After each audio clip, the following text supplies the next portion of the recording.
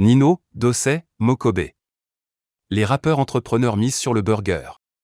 Le 1er juillet, le restaurant Jeff Burger a ouvert ses portes dans le 16e arrondissement de Paris, avec pour patron Ninoé, au fourneau, Xavier Pincemain, Top Chef 2016.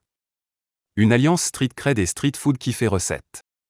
Regardez comme il est bien balèze, c'est trop bon, frère, ça remplit mon ventre, le steak et tout, incroyable. Au début de juillet, une horde de gamins surexcités formait une file de plusieurs centaines de mètres devant Jeff Burger, le nouveau spot de street food du rappeur Nino, inauguré à 2 pas des Champs-Élysées, la plus prestigieuse avenue de Paris. Ce n'est pas un hasard. Si l'échoppe tient davantage du fast-food traditionnel que du restaurant étoilé, avec ses écrans lumineux criards affichant les différents sandwichs de l'enseigne, ses banquettes en sky et son mobilier rouge et jaune aux couleurs des incontournables sauces ketchup mayo, le menu se veut gourmet. La star du « resto », c'est « le Parisien », un burger composé d'un steak halal façon bouchère, 125 grammes, préparé à la plancha, version smash légèrement aplatie sur la plaque de cuisson pour former une galette croustillante, arrosée d'une sauce mayonnaise maison, de cornichons nappés de tranches de comté 24 mois ou de cheddar maturé, et d'une feuille de salade fraîche. Le tout, enfermé dans un potato bun, un pain brioché toasté et moelleux. Simple et efficace, précise le chef Xavier Pincemain, gagnant de l'émission culinaire Top Chef en 2016, et qui a imaginé l'intégralité des recettes. Burger Premium. Inauguré au lendemain de la sortie de Henny, le 4e album de Nino, ce restaurant s'inscrit dans la suite logique d'un parcours déjà jalonné de projets entrepreneuriaux. 3e plus gros vendeur de disques de l'histoire du rap français, avec plus de 3,2 millions d'exemplaires écoulés, le Jeff lançait sa marque de vodka, Bébé Vodka, un mois plus tôt, à l'instar de ses homologues Joy Star pour le rhum, avec All Brothers, et Boba pour le whisky, sa marque, Duc. Une consécration pour le rappeur, kino-congolais d'origine, natif de Longjumeau, commune située dans le sud de Paris, et récemment élu égérie d'Adidas. À 27 ans, Nino continue son ascension façon transfuge de classe.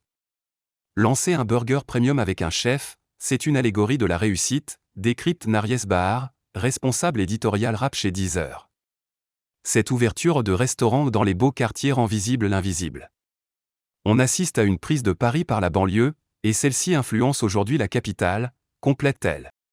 Avec Jeff Burger, Nino ramène la street dans les quartiers chics en proposant un plat qui ressemble à son public, à des prix plutôt attractifs, comptez 12,90 € le menu Jeff et 10 € le burger, même si certains les trouvent élevés si on les compare avec ceux de la franchise aux Arches Dorées. L'esprit d'entreprise a toujours fait partie de l'ADN des rappeurs. Avec plus de 24 milliards de vues sur TikTok, le burger est l'un des plats préférés des 15 à 25 ans, cœur de cible de Nino. En outre, le sandwich allemand séduit 37 millions de Français, qui en consomment chaque année 2,6 milliards d'unités, soit dans des structures de restauration soit en livraison à domicile, selon l'observatoire Tendance Burger réalisé par Socopa Restauration CHD Expert. Le burger est hyper populaire. Pour les rappeurs, se l'approprier est une façon d'investir dans autre chose que dans la sape, tout en restant proche de leur public, car l'esprit d'entreprise a toujours fait partie de leur ADN, rappelle Naries Bahar. Pas étonnant qu'en un mois à peine, à l'heure où nous écrivons ces lignes, Jeff Burger affiche déjà des performances records, avec plus de 30 000 followers et plus de 19 millions de vues sur Instagram et TikTok. Street cred et street food, un combo qui fait recette. Et qui ne date pas d'hier. Modèle américain. Pionnier du genre, Mokobe. Le rappeur originaire de Vitry-sur-Seine, né de parents maliens, est entré dans le circuit de la restauration rapide dès 2018 en surfant sur le succès de Otakos, plus de 300 établissements en France et dans le Benelux. Le taco à la française, c'était le sandwich populaire à ce moment-là, qui parlait à toutes les couches de la population, du PDG d'entreprise aux jeunes des quartiers, se souvient l'ancien patron de Taco Shack, sa franchise lancée avec le footballeur Mamadou Sakho, une douzaine d'établissements implantés en France en l'espace d'1 an. La même année, le rappeur Niska lui emboîtait le pas avec Burger Time, à Évry, près de Paris, tandis que Youssoupha se spécialisait dans le hot-dog avec 5th Avenue, un établissement situé à quelques encablures de la place de la Bastille.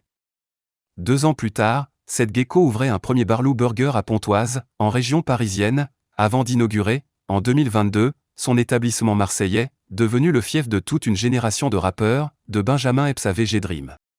On regarde beaucoup ce qui se fait aux États-Unis, glisse Mokobe. Rick Ross a acquis plusieurs restaurants Wingstop spécialisés dans le chicken wings poulet frit. Idem pour DJ Khaled, dont la marque, Another Wing, livre de New York à Paris, en passant par Dubaï. Et tout ça donne, en France, Black M, qui ouvre une brasserie chic à Paname, le restaurant Merci Charles, ouvert en juin dernier, avec un burger plus conventionnel à 18,50 €. Si les rappeurs n'investissent pas dans la street food, qui le fera? On a la légitimité pour ça. Si l'ex-membre du Scène 13 a fini par céder ses parts, il a ouvert la voie à la nouvelle génération. C'est d'abord avec lui, et ce bien avant Nino, que le chef chouchou des rappeurs, Xavier Pincemain, a collaboré à une création inédite, un taco burger à la truffe, âme sensible, s'abstenir. C'est de mortel que les petits frères suivent nos traces et investissent ailleurs que dans la musique. Si on n'investit pas dans la street food, qui le fera? On a la légitimité pour ça, assure celui qui lance aujourd'hui la gamme de boissons wax, distribuées dans les fast-food, un voyage en Afrique, sans passeport ni visa, plaisante-t-il, aux saveurs allant du mango loco au purple bissap, en passant par la cherry coco. La bouffe a toujours été importante dans la vie des quartiers. Il y a une façon de manger street, à commencer par s'asseoir sur un banc, dans la rue, décortique Benjamin Way, auteur de À qui profite le sale? Sexisme, racisme et capitalisme dans le rap français. Mais aujourd'hui, on surfe sur le crossover, c'est-à-dire sur le mariage des quartiers et des milieux aisés. Avec cette idée d'être du bon côté de la culture française en s'associant à un chef, qui est une figure ultra respectée en France, bien plus qu'un chanteur. En 2019, soit un an après son lancement, la franchise Taco Shack ouvre, sans surprise, un restaurant aux Champs-Élysées et affiche un chiffre d'affaires annuel, hors livraison, de près de 1 million d'euros. Mokobe a toujours créé une chaîne de valeur à partir de ce qu'il faisait, en réinvestissant son argent dans des œuvres caritatives, au Mali pour la construction d'une école ou dans son quartier, notamment par le biais de la distribution alimentaire. C'est du capitalisme propre, insiste Benjamin Way. Génération grecque et kebab. Burger, tacos, hot dog, mais aussi kebab, pour compléter l'addition. Chez Moyado, la toute nouvelle adresse de Docet, inaugurée au printemps, le shawarma est roi, mais version VG. Mokobe et Docet, qui ont tous les deux la quarantaine, incarnent la génération grecque et kebab, explique Naries Bar. C'est donc naturellement que le rappeur Docet, né à Orléans, Loiret, de parents togolais et camerounais, escorté de l'acteur Yassine Azouz, revisite le sandwich iconique de son adolescence. Un kebab à base de pois chiches, sans compter une version burger végan. Ici, aucune trace animale, donc. En lieu et place, une galette de soja et de la farine de chia, de coco et de betterave, accompagnée de crudités bio, salade, oignons, cornichons, choux rouges, tomates, arrosée de sauce maison. Un bouquet végétal placé dans un bun de patates douces. Une fois n'est pas coutume, c'est non loin de la place de l'Étoile que ce fast-food bio qui a tout pour plaire aux bobos a élu domicile. Le 16e, le 17e, les Champs-Élysées.